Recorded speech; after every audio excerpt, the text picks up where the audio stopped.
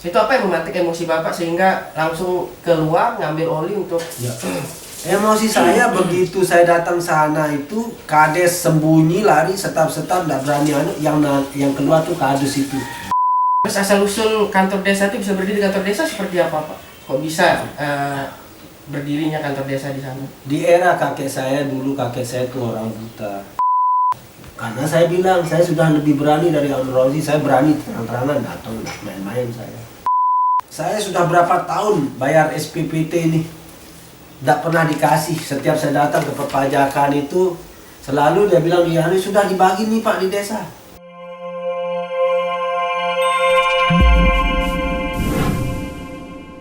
Oke, selamat datang di podcast Bumi Gora, di mana hari ini kita akan membahas tentang masalah yang belakangan ini viral, di mana terjadinya kasus di kantor desa Bleke Lombok Barat, di mana seseorang diduga menyiram kantor desa Bleke dengan oli, dan orang tersebut yang akan kita wawancari hari ini yaitu Bapak Rumiadi Adnan. Selamat pagi, assalamualaikum Pak. Pagi ya, waalaikumsalam. Gimana kabarnya ini Pak? Alhamdulillah. Bagaimana menghadapi masalah-masalah yang belakangan ini viral?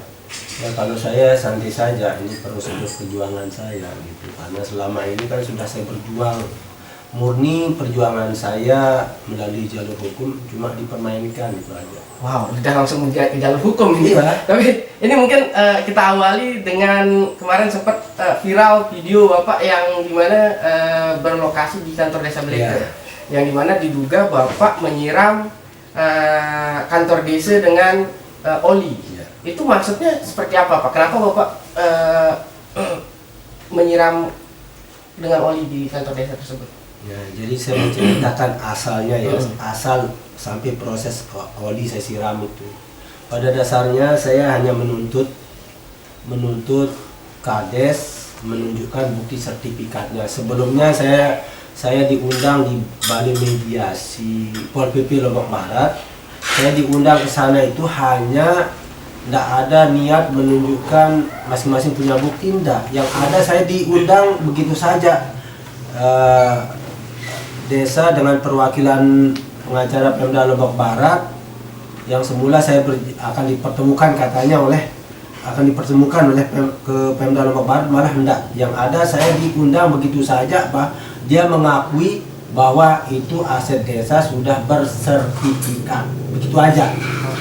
Nah akhirnya kan itu yang saya tuntut, sampai saya laporkan hal ini kepada Pak Anu nih, minta bantuan beliau untuk mengawasi saya kan. Sampai akhirnya beliau datang langsung ke kantor desa, dipertemukan dengan sebelumnya ini Babin TNI, Babin Polri di situ. Kalau memang desa ini sudah mengakui itu, tolong pasang balihonya, pelangnya bahwa tanah ini sudah terdaftar, sertifikatnya resmi, sudah selesai urusan, gitu aja. Nggak ada niat saya lebih dari itu, sebenarnya nggak ada. Tapi sudah berbulan-bulan kok nggak dilakukan. Malah yang ada nggak ada penyelesaian. Dia rehab kantor desa, dia perbagus gitu, dia bangun taman-taman, sudah. Itu yang bikin saya kecewa, nggak ada penyelesaian. Sampai suatu ketika, ya karena saya ini tukang bekam, saya ada kesempatan saya curhat bersama Pak Kombes ketika saya dipanggil curhat saya perihal ini. Pada dasarnya juga sebelum itu saya sudah izin sama beliau tapi dicegah. Saya mengerahkan teman-teman itu ratakan jalur desa sebenarnya, tapi dicegah sama beliau, jangan dulu Pak, supaya tidak ada pihak ketiga yang bermain. Oke, yang ya pada dasarnya keberadaan menunggangi. Pada dasarnya Pak Kombes ini mencegah saya tidak anarkis. Kalau tidak habis saya buat kades itu. Karena saya bilang saya sudah lebih berani dari Om Rozi, saya berani terang-terangan datang, tidak main-main saya. Nah, perihal begitu saya waktu bekam beliau begini dah Pak, nanti kapan-kapan kita ke BPN. Nah, Tapi Untuk sebelum menelusuri. ya rencananya itu. Tapi sebelum itu ada kelanjutannya. Sebelumnya itu saya datang sendiri lagi dulu ke kantor desa untuk mengingatkan, kalian ini ngaku sudah punya sertifikat, tolong loh fair pasang dia. Nggak ada alasan saya akan mengganggu kalian. Tapi kalau kalian mengaku aja, nggak tunjukkan bukti, ya tetap aja saya berani ke sini. Itu sebelum 3 minggu sebelum kejadian penyiraman oli. Berarti udah beberapa kali ke Iya, kantor desa ya untuk memperingatkan. Sudah sering ke sana. Sudah sering ke sana. Akhirnya kan saya datang lagi ke Pak Dir 9 Bekam itu. Di sanalah saya dijanjiin besok, waktu itu hari Jumat, kapan Pak kita bisa ke BPN? Oh, belum mikir. Oh ya hari Rabu saya usahakan ada waktu. Beliau kan orang sibuk, nggak serampangan gitu sampai akhirnya tiba waktunya hari itu, hari Rabu. Saya pagi-pagi chat beliau, Pak hari ini saya siap ke BPN. Udah, saya begitu siap ke BPN, belum ada jawaban, tapi saya sangka beliau sibuk, belum sempat balas. Sudah, saya jalan. Nah, saya melintasi kantor desa. Saya datang sana, masuk, saya lihat tambah diperbarui, bagusin dalamnya itu. Karena saya sebelumnya sudah ingetin kan. Nah, Padahal sebelumnya tidak ada niat di kantor desa. Enggak ada. Cuman sebelumnya itu saya ngetap oli di jalan. Sudah saya videokan lokasi saya itu ke Kapolsek tempat saya ambil oli itu, dan bengkel itu akui saya ambil oli di sana. Nah, saya ambil oli bekas ngetap di sana itu. Udah saya ambil. Biasa saya beli oli di sana. Memang qadarullah semua diatur, semua spontan, semua tanpa rencana yang yang saya lakukan menyiram ori itu karena memang kalau saya masuk begitu saya singgah kantor desa saya duduk sana. Saya tidak ada begitu ada respon dari mereka. Berarti gitu, tidak kan. ada rencana, tidak ada niat terkait isu yang beredar bahwa Bapak mau membakar gitu. Tidak ada ya. Ada sama Karena kan isunya juga beberapa media Ya. menarasikan Bapak menebar BBM katanya untuk membakar kantor desa. Kan oli gitu yang Ya. itu. Terus akhirnya kan saya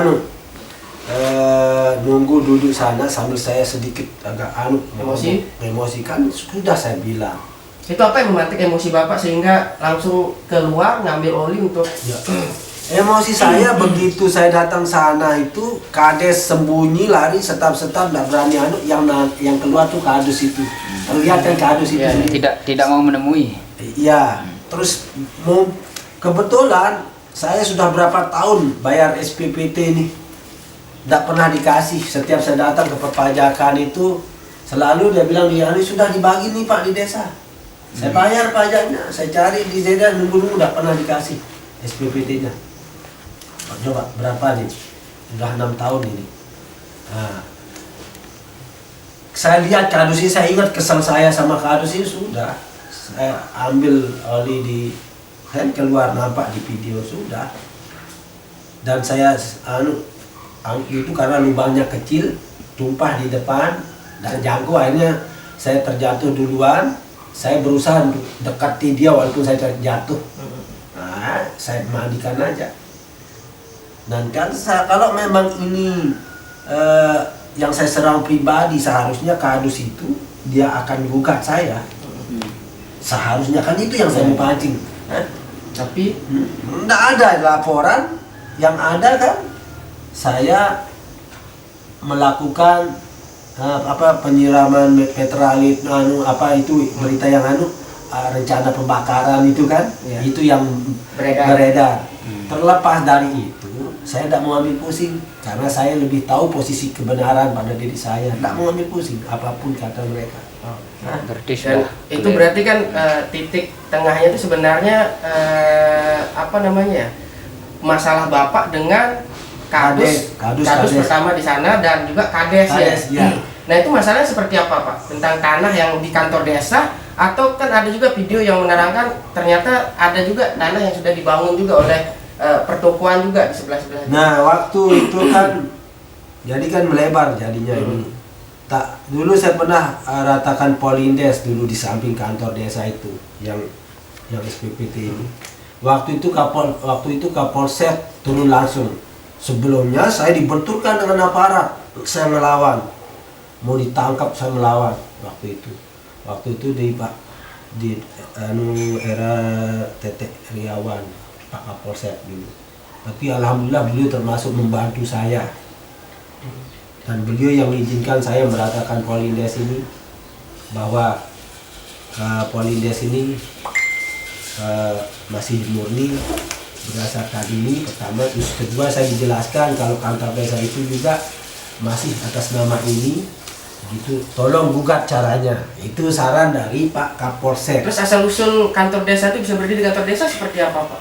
Kok bisa berdirinya kantor desa di sana? Di era kakek saya dulu, kakek saya itu orang buta, punya sisa tanah ini potongan jalan raya sebelah,